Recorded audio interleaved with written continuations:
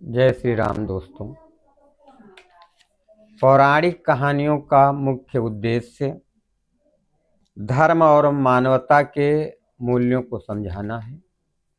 आज हम आप सबको महाराजा पृथु की कथा सुनाएंगे, जिसके सुनने मात्र से लोगों को यज्ञों का फल प्राप्त होता है और उनके सारे पाप नष्ट हो जाते हैं।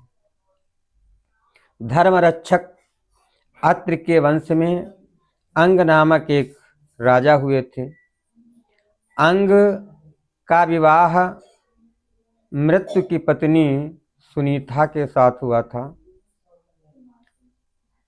अंग और सुनीता से वेन नामक एक पुत्र का जन्म हुआ। वेन अपने नाना के ऊपर बिल्कुल गया था। वो अपने नाना के जैसा आचरण करता था। वेन जब बड़ा हो गया तो इसे राज्य का उत्तराधिकारी बनाया गया।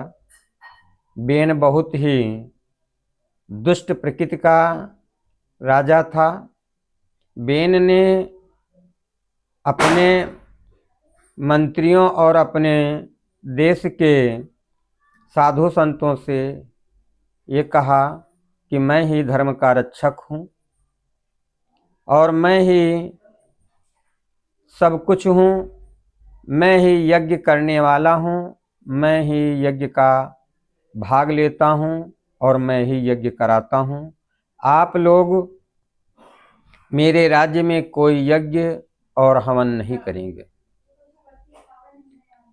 वेन के इस प्रकार की वाणी को सुनकर के उस समय ऋषि और मुनियों ने उससे बहुत समझाने का प्रयास किया, लेकिन वेन उनकी बातों को सुनकर के केवल हंसता रहा और अपने आप को ही सर्वोपरि मानता रहा।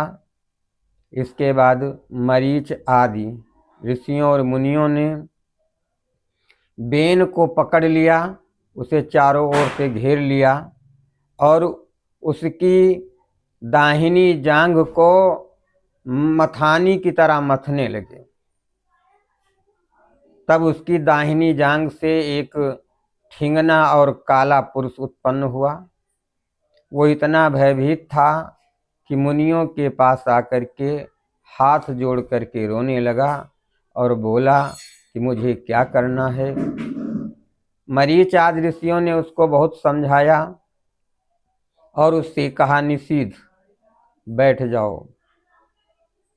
इस प्रकार ऐसा समझाया और वो काला और ठिंगना व्यक्ति आगे चल करके निषाद नाम से प्रसिद्ध हुआ।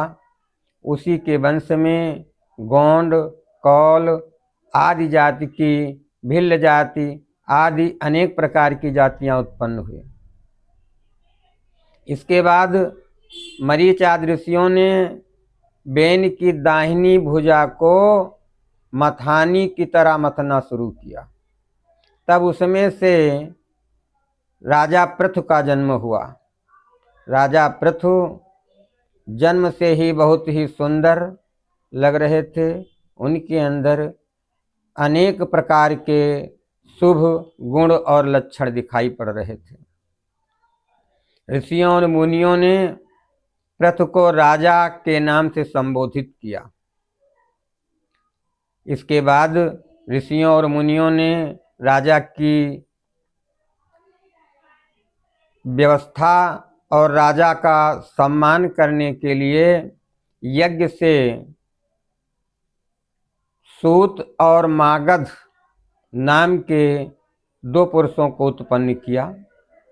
सूत और मागध राजा पृथु का गुणगान करने के लिए आए थे। तो सूत और मागध ने मरीच आदि ऋषियों से कहा कि मुझे तो पृथु के बारे में कुछ पता नहीं है, मैं कैसे इनके गुणों का वर्णन करूं और क्या करूं, ये कहाँ के राजा हैं। इस प्रकार सूत और मागध की वाणी को सुन करके ऋषियों ने कहा कि हे सूत और मागध, तुम दोनों लोग जितना सुंदर वर्णन कर सकते हो उतना सुंदर वर्णन करो, और जैसा तुम दोनों लोग वर्णन करोगे राजा उसी प्रकार अपनी प्रजा के साथ व्यवहार करेंगे, राजा उसी प्रकार का आचरण करेंगे। इस प्रकार ऋषियों की बात सुन करके सूत और मागध ने राजा के गुणों का और उनके आचरण का बड़ा ही सुंदर वर्णन किया। राजा पृथु ने सारी पृथ्वी का पालन किया, सूत को अपना सारथी बना लिया और मागध को मगध देश का राजा नियुक्त कर दिया। इस प्रकार राजा पृथु जब तक इस पृथ्वी पर जीवित रहे तब तक सुख भोगते रहे, और उन्होंने ही पृथ्वी का दोहन किया था। पृथ्वी को उन्होंने अपनी पुत्री कह करके पुकारा था, इसलिए पृथ्वी के नाम पर ही इस पृथ्वी का नाम भी पड़ा है। राजा पृथु की इस कथा को जो व्यक्ति सुनते हैं उनके जीवन के पाप नष्ट हो जाते हैं और उन्हें कई यज्ञों का फल प्राप्त होता है। जय सिया राम।